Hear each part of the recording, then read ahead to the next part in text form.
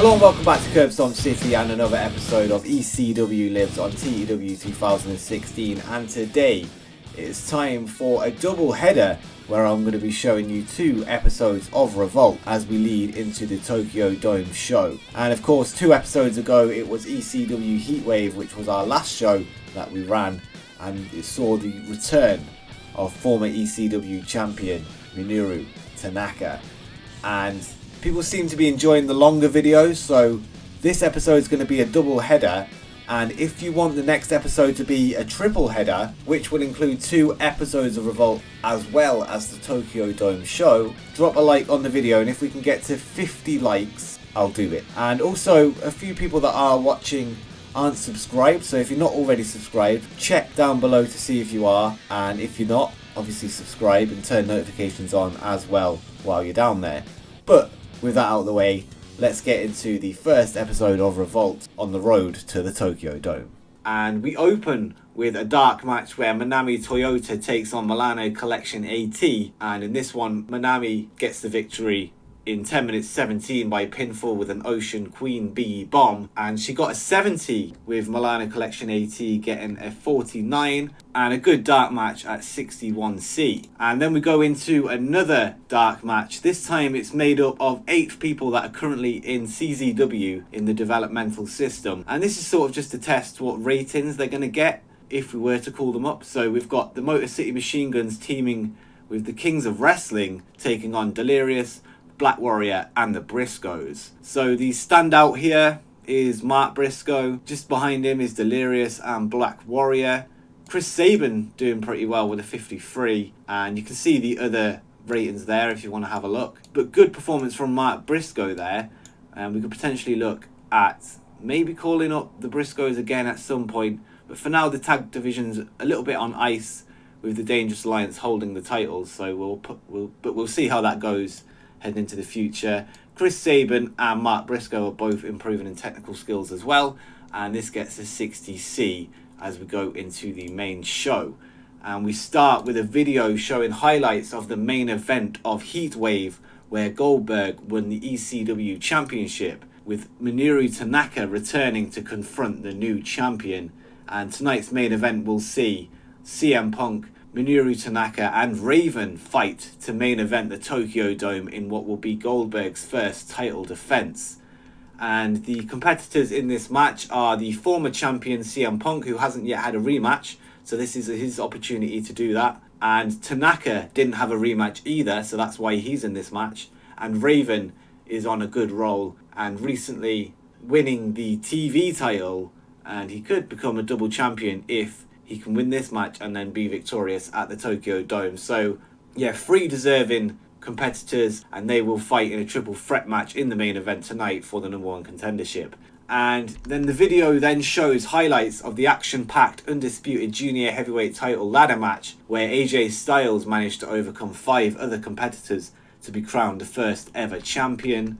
And tonight he will defend his title against the last ever 0-1 Junior Heavyweight champion Kenta, and that will happen next. So yeah, Kenta deserves a title opportunity, I think, and who better to have AJ Styles' first defense against, that being the man that had to vacate his Junior Heavyweight Championship before Heatwave, before the titles were united. So yeah, I think it's going to be a good show tonight, and this got a 66C+ to start it off. And then we move into that match for the Undisputed Junior Heavyweight title, where AJ Styles has defeated Kenta in 18 minutes 58, so quite a long match, with a Styles clash, and AJ makes defense number 1 of his title, and Kenta actually outperforming AJ Styles in this one with a 68 and AJ with a 67. It looked like AJ was off his game though, but still they've managed to get a 73B- overall, so solid match to start the show. And let's get into the next one, where it's going to be Prince Devitt taking on Colt Cabana, and this is part of Prince Devitt's progression into the heavyweight ranks, and he's managed to beat Colt Cabana in 10 minutes 25 by pinfall with a Bloody Sunday. And I've put domination on this match for Prince Devitt, so a really strong victory following Prince Devitt's recent ECW Junior Heavyweight title loss to Hayabusa. So yeah, getting back on track now, Prince Devitt with a 57 although Colt Cabana did a little bit better with a 59. But yeah, decent match with a 56 C-. And then we move into another match where it's going to be Heavy Metal taking on developmental prospect Rios. And Heavy Metal gets a win in 11 minutes 54 by pinfall with a La Casita. And this is just to give Heavy Metal some momentum. He's been on a bit of a roll, but he did lose to CM Punk in the open challenge for the ECW Championship. But again, he's back on track as well with a win over Rios. And I think he's only lost one match so far, and he's won every other match, if I remember rightly. And yeah, Heavy Metal improving in Rumble skills with a 64, and Rios with a 54. And the match brought the crowd down as planned, and this got a 67 C+. And then in the main event for the #1 contendership for the ECW World Heavyweight Championship at the Tokyo Dome, you guessed it, Minoru Tanaka has defeated CM Punk and Raven in 14 minutes 44 when Minoru Tanaka defeated Raven by pinfall with a roundhouse kick.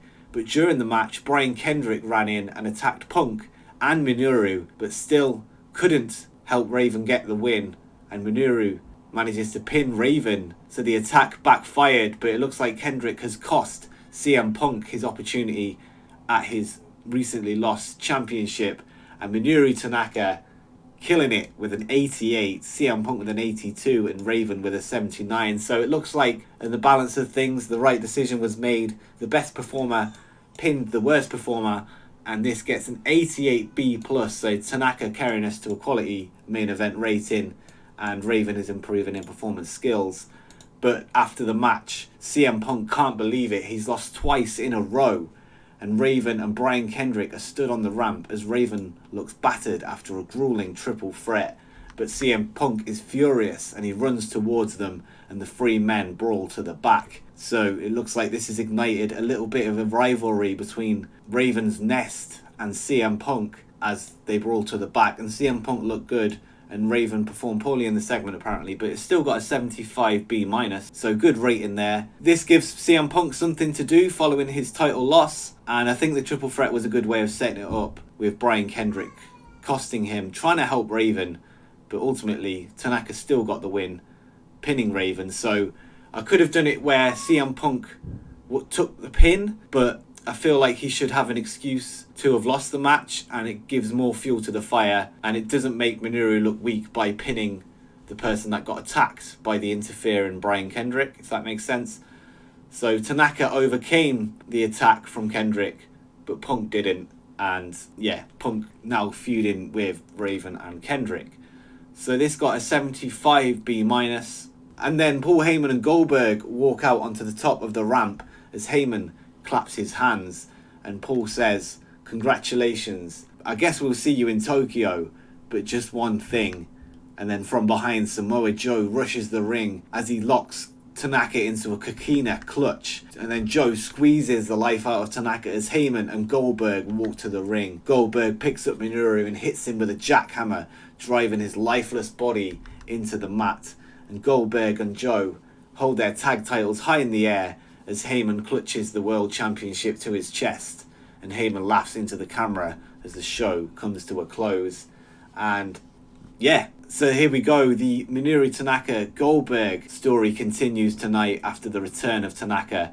The match is set, and the Dangerous Alliance will do everything they can to stop Tanaka regaining the ECW Championship. And this got a 93A to close the show, and overall we've got an 85B+. It's a solid show, probably one of the best revolts we've had. I'll check that in a second, but yeah, we've set up quite a lot there tonight. We've got the Raven CM Punk thing going on now. The main event of the Tokyo Dome has been set. Prince Devitt is looking meaner than ever as he moves into the heavyweight division, and AJ makes his first defense of his new championship. So we've got some emails through, and we've got an 8.29 TV rating now. So let's check how that compares to last week. So last week we got an 8.16, and yeah, we've slightly improved there overall, and a solid show, I'd say. Also in the emails, Asamu Nishimura has officially left ECW.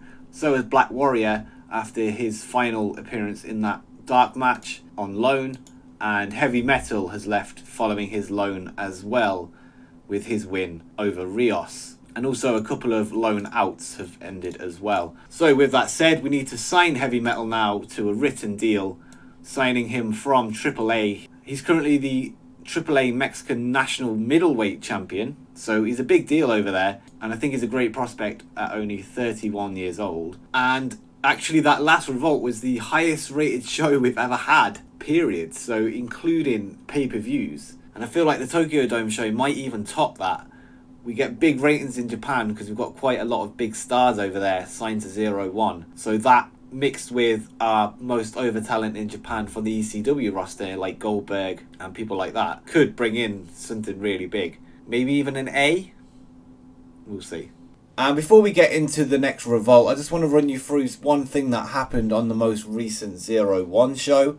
So you can see on the screen there was a battle royal, and the winner takes on Yun Akiyama at the Tokyo Dome for the 0-1 Heavyweight Championship. And in his 0-1 debut, Rhino managed to defeat 19 other competitors to become the #1 contender and will take on the champion at the Dome. And in the match, Hiroshi Tanahashi, in a huge performance for him, only being called up recently from developmental, was runner-up.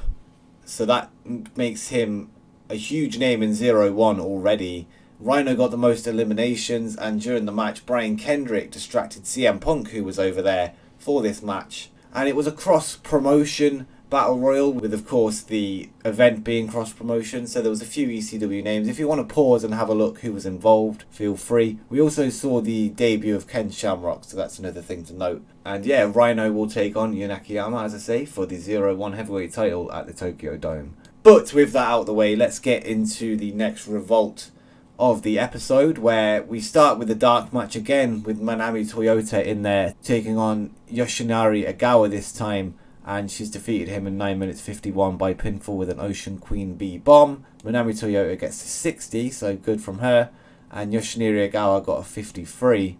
And yeah, Yoshinari Agawa is also improving in performance skills, 61C overall. And then the final dark match before the show is a 6-man tag with Dragon Kid teaming with the undisputed junior heavyweight champion AJ Styles and Garuda, a recent developmental call-up, taking on Kenta, Low Ki and Milano Collection AT. And this is just to test the waters of the junior heavyweight division. And yeah, AJ Styles gets the win by pinning Milano Collection AT.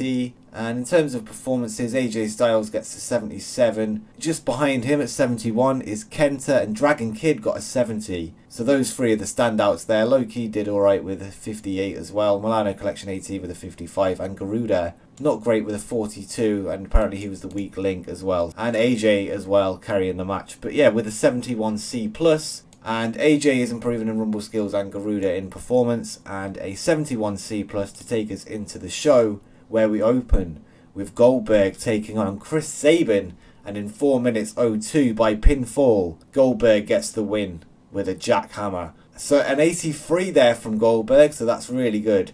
And Chris Sabin with a 50, so decent from him, but he's only in for the job tonight. And a 59C to open the show with a squash match. And then after the match, Heyman gets into the ring with a microphone, and he says, "Tanaka, this is a look into the future. The ending of the Tokyo Dome. Goldberg stood tall with his opponent down on the floor. Be ready, because nothing can stop Goldberg." And Heyman drops the mic as him and his monster make their way to the back. And apparently Jerry Lawler was pretty weak on commentary. And this is his debut for Revolt, so might have to look at putting him over to 0-1 for now. I'm not sure why he's done so bad, because he's actually got good stats, but anyway.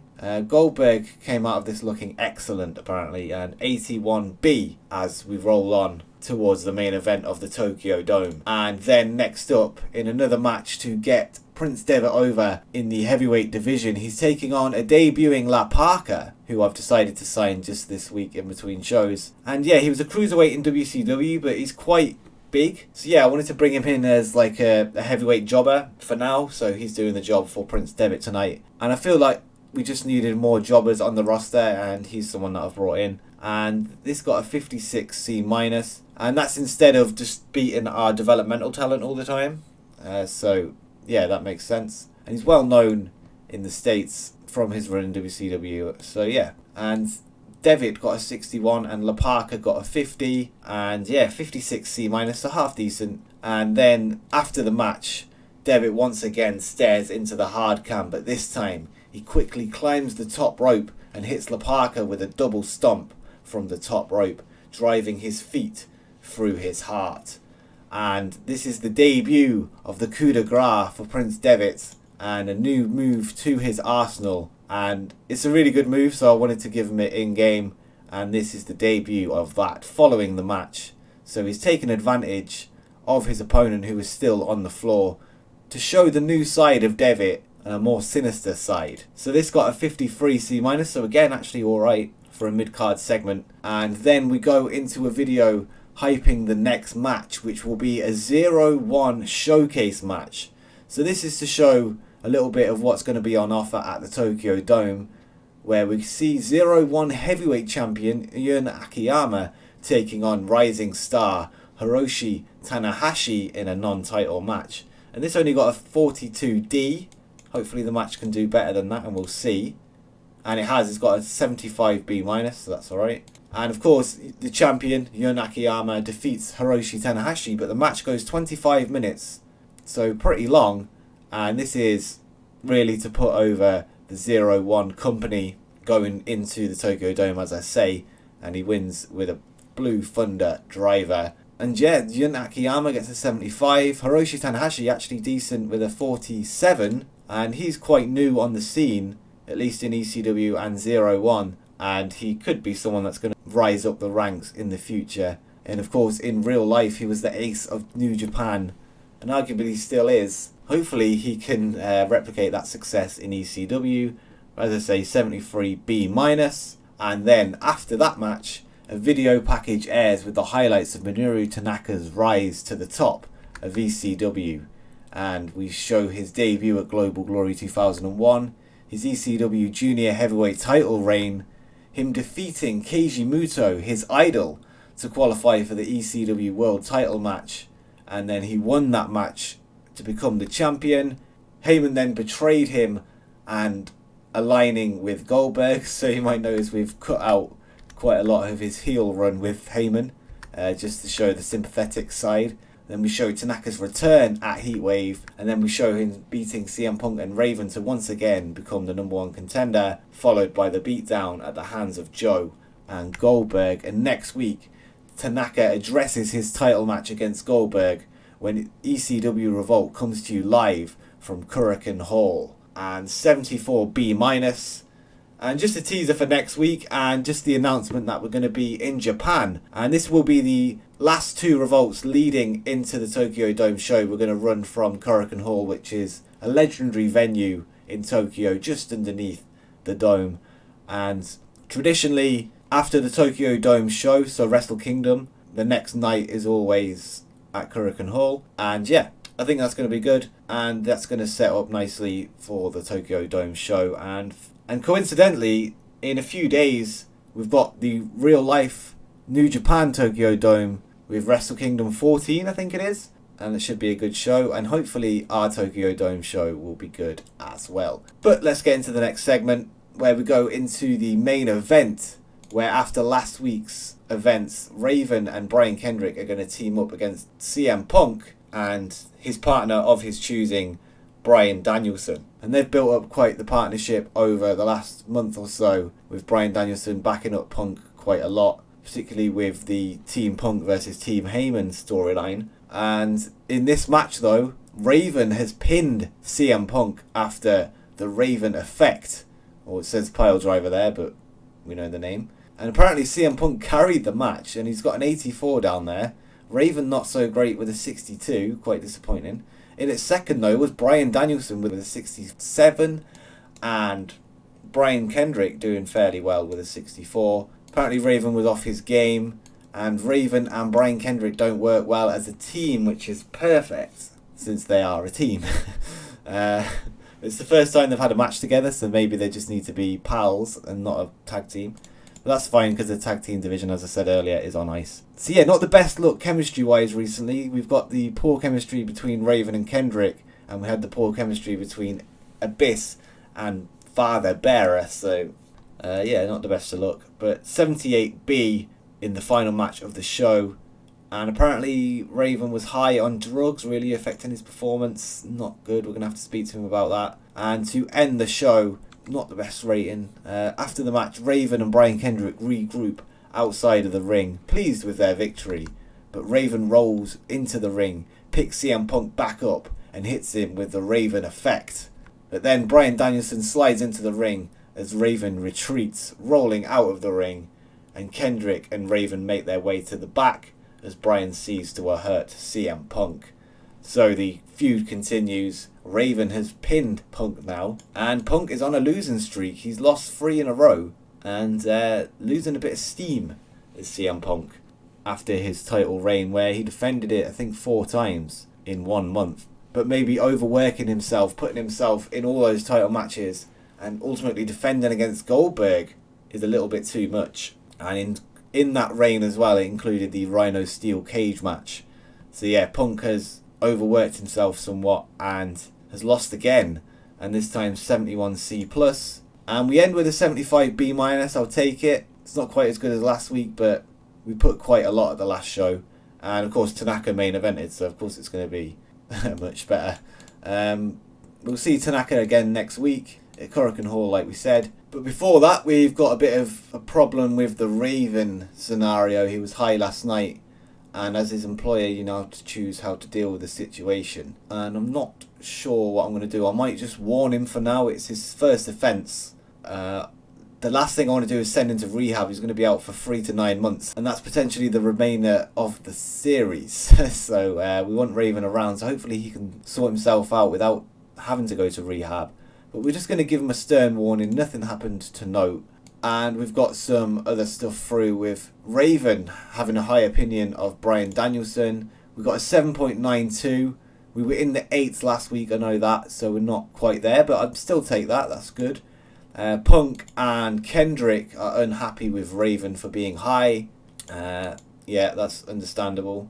Hopefully that doesn't cause too much friction in the locker room. And we'll keep an eye on Raven, because hopefully he doesn't keep doing this, because he's like quite a big sign-in for us. So yeah, let's see how that goes. One thing I need to point out as well, I've imported some companies. So in the mod, there wasn't originally that many companies that were going to start up, or even that were just around. So this mod was originally made by Gennady, the mod maker for TEW 2013, and this was converted up to 2016. So what I've done is took one of his 2001 TEW 2016 mods and imported some companies. So if we look at Japan, for example, we've now got way more companies, and these are all real life companies that just weren't in the mod for whatever reason. So I've used the import feature on the editor to put them in. They haven't quite filled out their roster yet. You can see here Battle Arts have only got 1 wrestler at the minute, which is Shinya Hashimoto, and he's currently the booker, that's why he's there. So hopefully I've added companies to every single region. Maybe eventually as well we can buy some of these companies. It would be nice to be able to buy Battle Arts, for example. They've got 31 all over Japan. And in this save specifically, a lot of these startup companies fold. But hopefully some of them do stick around, because it's good to have companies for wrestlers to work in. But because all the companies keep closing, there's just nowhere to work. So yeah, I've added loads of companies that weren't in the mod. So just a bit of an update there. And the rosters should start to fill out. And yeah, we'll see how that goes. Also, I think I imported some wrestlers as well. Just ones that weren't in. I basically imported all wrestlers that aren't in the mod.